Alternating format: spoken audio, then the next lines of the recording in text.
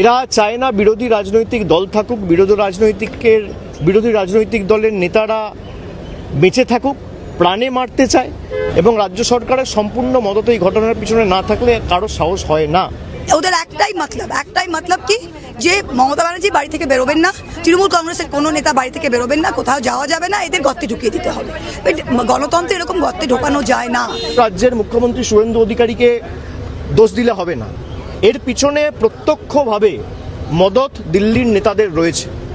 দেশের প্রধানমন্ত্রী, দেশের স্বরাষ্ট্রমন্ত্রী, দিল্লির সর্বোচ্চ নেতৃত্ব ইন্ধন এবং মদত না থাকলে এদের সাহস হবে না এই ঘটনা ঘটানো। পশ্চিমবাংলার পাবলিক মমতা ব্যানার্জির 50 বছর রাজনীতির পর তার গাড়িতে গিয়ে অ্যাটাক করবে, এটা বিশ্বাসযোগ্য নয়।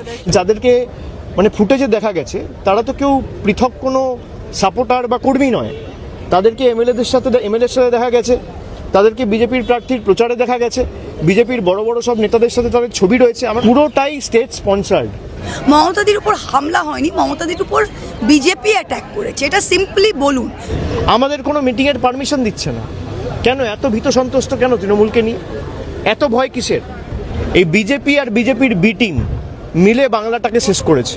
তারা বলেছিল ভয় আউট ভরসা ইন। আজকে বাংলার মানুষ দেখছে 3 মাসের যে সরকার, ভরসা আউট ভয় ইন। মানুষকে দেওয়া যত প্রতিশ্রুতি সব বন্ধ, সব একটাও পূরণ করেনি।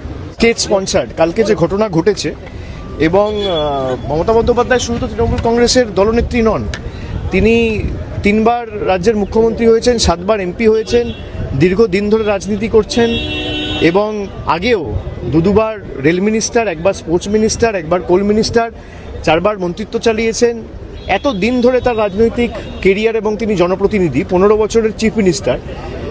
উদ্দেশ্য প্রণোদিতভাবে, পুরোটা পূর্ব পরিকল্পিতভাবে যেভাবে বিজেপির গুন্ডারা আর যাদেরকে ফুটেজে দেখা গেছে তারা তো কেউ পৃথক কোনো সাপোর্টার বা কর্মী নয়, তাদেরকে এমএলএর সাথে দেখা গেছে, তাদেরকে বিজেপির প্রার্থীর প্রচারে দেখা গেছে, বিজেপির বড় বড় সব নেতাদের সাথে তাদের ছবি রয়েছে। আমার কাছে ছবি আছে, আমি দেখাতে পারি আপনাদের। পুরোটাই স্টেট স্পন্সার্ড। এরা চায় না বিরোধী রাজনৈতিক দল থাকুক, বিরোধী রাজনৈতিক দলের নেতারা বেঁচে থাকুক, প্রাণে মারতে চায়। গতকালের যে ঘটনা এটা আবার প্রমাণ করছে। আপনারা দেখেছেন, আমি যেদিনকে এয়ারপোর্টে গেছিলাম, এখানে স্পিকারের সাথে দেখা করতে এসেছিলাম, সেদিনকে রাত্রে কলকাতায় ফিরে যাওয়ার সময়, খুব সম্ভবত 19শে জুন, এয়ারপোর্টে বন্দুক হাতে দেখা গেছে বিজেপির এক দুষ্কৃতীকে। এখনও পুলিশ তাকে অ্যারেস্ট করেনি। তার সাথে শুভেন্দু অধিকারীর ছবি রয়েছে, যিনি বর্তমানে এখন বাংলার মুখ্যমন্ত্রী। যিনি বন্দুক হাতে এয়ারপোর্ট গেছিলেন তাকে পুলিশ এখনো পর্যন্ত গ্রেফতার করেনি, তার কারণ তাকে মদত দিয়েছে বাংলার মুখ্যমন্ত্রী শুভেন্দু অধিকারী। গতকালের যে ঘটনা ঘটেছে পুরোপুরি স্টেট স্পন্সার্ড এবং রাজ্য সরকারের সম্পূর্ণ মদত এই ঘটনার পিছনে না থাকলে কারো সাহস হয় না। যে ফুটেজগুলো গাড়ি থেকে রেকর্ড করা হয়েছে, পিছনে যেভাবে এলো পাথারি, ইট, পাটকেল, কাদা এসব ছোড়া হয়েছে, এরা চায় না কোনো রাজনৈতিক দল কোনো কর্মসূচি করুক। আমাদের কোনো মিটিংয়ের পারমিশন দিচ্ছে না কেন? এত ভীত সন্ত্রস্ত কেন তৃণমূলকে নিয়ে? এত ভয় কিসের? দল ভাঙানির খেলা করেছেন, তৃণমূল কংগ্রেসের এমপিদের ভাঙিয়েছেন, এমএলএদের ভাঙিয়েছেন। আর এখন যারা বিরোধী দলের তকমা পেয়েছে তারা তো আমি দেখলাম না গত 2 মাসেও, তকমা পাওয়ার পরেও বিজেপির কোনো রাজনৈতিক নেতার বিরুদ্ধে কোনো একটা সাংবাদিক বৈঠক করে আক্রমণ করে 2টো ন্যায্য প্রশ্ন বা দাবি, মানুষের দাবি নিয়ে সরবতি। তারা আক্রমণ করছে তৃণমূল কংগ্রেসকে, তারা আক্রমণ করছে মমতা বন্দ্যোপাধ্যায়কে, তারা আক্রমণ করছে আমাকে, তারা আক্রমণ করছে এখনো যারা তৃণমূল কংগ্রেসকে ভালোবেসে দলটা করছে তাদের। এই বিজেপি আর বিজেপির বি টিম মিলে বাংলাটাকে শেষ করেছে। আমার বিশ্বাস যে বাংলার মানুষ 3 মাসে এরা যা দেখিয়েছে, বাংলার মানুষ এদের ক্ষমা করবে না। অন্নপূর্ণার ভাণ্ডার নিয়ে প্রতিশ্রুতি দেওয়া সরকার ক্ষমতায় আসার পর অন্নপূর্ণা ভাণ্ডারের পর বুলডোজার চালিয়েছে। চারিদিকে ভয়, সন্ত্রাস, ভেঙে দাও, গুড়িয়ে দাও, জ্বালিয়ে দাও, কাটিয়ে দাও, ঘুরিয়ে দাও, এই রাজনীতি, ভয়ের রাজনীতি। তারা বলেছিল ভয় আউট ভরসা ইন। আজকে বাংলার মানুষ দেখছে 3 মাসের যে সরকার, ভরসা আউট ভয় ইন। মানুষকে দেওয়া যত প্রতিশ্রুতি সব বন্ধ, সব একটাও পূরণ করেনি। কোনো প্রতিশ্রুতি এখনো পর্যন্ত পূরণ হয়নি। বলেছিল যুবশক্তি টাকা দেবো 1500 টাকা করে, 3000 টাকা করে, দিতে পারেননি। আমাদের সরকার দিয়েছিল বলার সঙ্গে সঙ্গে 1 মাসের মধ্যে। গত 5 বছরে আপনি একটা মহিলা দেখাতে পারবেন না বাংলায় যে বলতে পারবে যে লক্ষ্মীর ভাণ্ডারের যোগ্য প্রাপক হয়ে তিনি টাকা পাননি। আজকে প্রায় 3 মাসের মধ্যে 1 কোটি মহিলাকে অন্নপূর্ণা ভাণ্ডারের লিস্ট থেকে বাদ দিয়ে দেওয়া হয়েছে।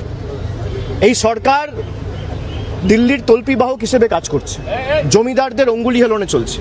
এবং কালকের যে ঘটনা, আমি এটা অত্যন্ত স্পষ্টভাবে বলতে চাই, শুধু রাজ্যের মুখ্যমন্ত্রী শুভেন্দু অধিকারীকে দোষ দিলে হবে না, এর পিছনে প্রত্যক্ষভাবে মদত দিল্লির নেতাদের রয়েছে।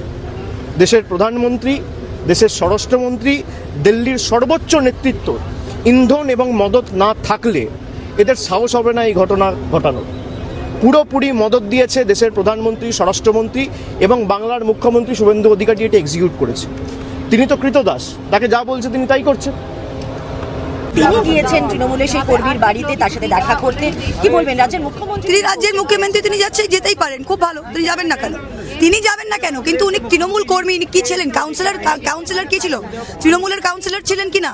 তো তৃণমূল কাউন্সিলরের স্বামী এফআইআর এর নাম নেই, তাকে উঠে 10টার সময় যা স্ত্রী গিয়ে তার জন্য কাপড় দিয়ে আসে, তো ভোর 3টে মারা কি করে গেল? দিস ইজ এ হেফাজতে মৃত্যুর case, it is a case of custodial death. তিনি হোম মিনিস্টার, তিনি আনসার দিক, এটা কি করে হয়? তিনি তার বাড়িতে গেছেন, উই হ্যাভ নো প্রবলেম, কিন্তু তার লোক মমতা ব্যানার্জি তার বাড়িতে যাচ্ছেন যে আমাদের কর্মী, তাতে কিভাবে অ্যাটাক করছে? মিডিয়ার কাছে একটা আবেদন করব যে আপনারা বলছেন যে মমতাদির উপর হামলা হয়েছে, মমতাদির উপর হামলা হয়নি, মমতাদির উপর বিজেপি অ্যাটাক করেছে, এটা সিম্পলি বলুন। কারণ এই যে মিথ্যাটা ছড়ানো হচ্ছে যে সাধারণ পাবলিক মমতা ব্যানার্জির গাড়ির উপর কাদা ঢিল আর জুতো ছুঁড়েছে, পশ্চিমবাংলায় কোনো সাধারণ পাবলিক জন্মায়নি। তারা মমতা ব্যানার্জিকে যদি অপছন্দ করে, ওনাকে ভোটও না দেন, আমাদের পার্টির সমর্থকও না হয়, পশ্চিমবাংলার পাবলিক মমতা ব্যানার্জির 50 বছর রাজনীতির পর তার গাড়িতে গিয়ে অ্যাটাক করবে, এটা বিশ্বাসযোগ্য নয়। এবং প্রত্যেকটা এটাই বিজেপি সরকার আসার পর, এবং প্রত্যেকটা এরা বিজেপির কর্মী। আমরা দুজন, একটা হালিশহর ওয়ার্ড নাম্বার 8-এর বিজেপির যে কর্মী, তার নাম অমিত দে নাকি, প্লাস আরেকজন যেটা ওদের বিজেপি আইটি সেলের আমরা আইডেন্টিফাই করে, ইনফ্যাক্ট আমরা চিহ্নিত করা হয়েছে। আর এই যে ওদের একটাই মতলব কি, যে মমতা ব্যানার্জি বাড়ি থেকে বেরোবেন না, তৃণমূল কংগ্রেসের কোনো নেতা বাড়ি থেকে বেরোবেন না, কোথাও যাওয়া যাবে না, এদের গর্তে ঢুকিয়ে দিতে হবে। গণতন্ত্রে এরকম গর্তে ঢোকানো যায় না, কারণ 2,60,00,000 ভোট মমতা ব্যানার্জি পেয়েছে, তার সমর্থক ইনট্যাক্ট আছে এবং তার কর্মী যারা, তারা কিন্তু অটুট আছে। আপনি একদিন ভয় পাবেন, দুদিন ভয় পাবেন, এটা বেশি দিন রাখা যাবে না। খুব ভালো হয়েছে, খোলা হয়েছে, তার মানে মুখ্যমন্ত্রীকে বলা উচিত যে সিবিআই, দেশের মানে সর্বোচ্চ ইনভেস্টিগেটিং এজেন্সি, এটা তো সিবিআই দেখছে, এটা তো বেঙ্গল পুলিশ দেখছিল না, এটা তো সিবিআই দেখছিল। তাই মুখ্যমন্ত্রী এটাও বলে দিন যে কেন্দ্র সরকার পরিচালিত সিবিআই একেবারে এই কাজ করতে পারেননি, কারণ সিবিআই চলাকালীন বা সিবিআই যেখানে রিপোর্ট দিয়ে দিচ্ছে সেখানে আপনি আবার খুলতে চান, তাহলে আপনি তো এটা প্রকাশ্যেই বলছেন যে CBI has not been able to do it.